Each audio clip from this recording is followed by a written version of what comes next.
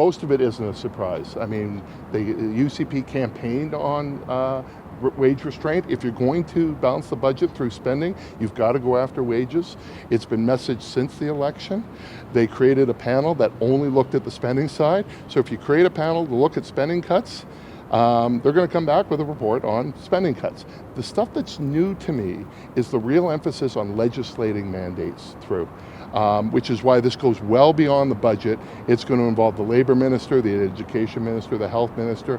There's also reference to back to work legislation, which tells me the government is expecting major pushback from the various unions around this province. Really, it's just confirming the general direction that the government ran its election campaign on, that it would focus on spending control rather than trying to raise new revenue. It didn't seem to be a big hurry. There was no Klein-esque approach to this that we'd have to do it in 1 or 2 years. They're still talking about balancing the budget by 2023. These are things we've heard before. We're just getting a little bit more specifics that they're going to be paying particular attention to health and education.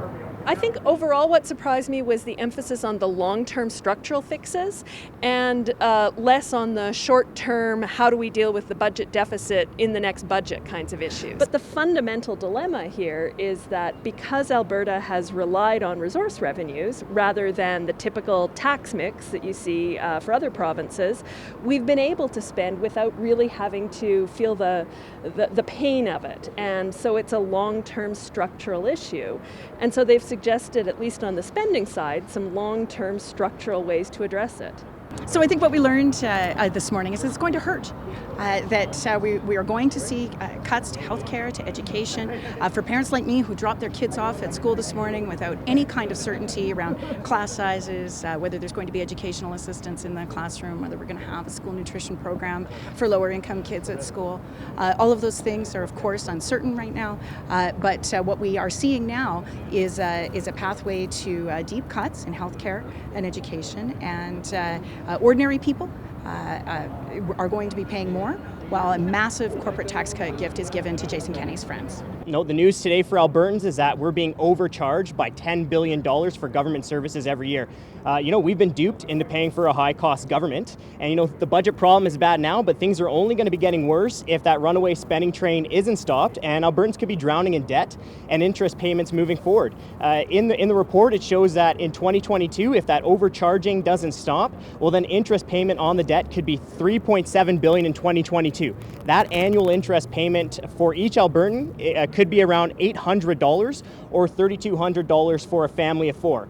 To put it simply, families just can't afford to be losing out on thousands of dollars to the bond fund managers on Bay Street. And Albertans right now, we're counting on our new government to right past government wrongs, right, to fix the spending problem and to stop overcharging taxpayers. And that has to start in the upcoming budget. Look, this isn't rocket science. If provinces like BC and Ontario can figure out a way to provide quality services for significantly less money, well then why can't Alberta?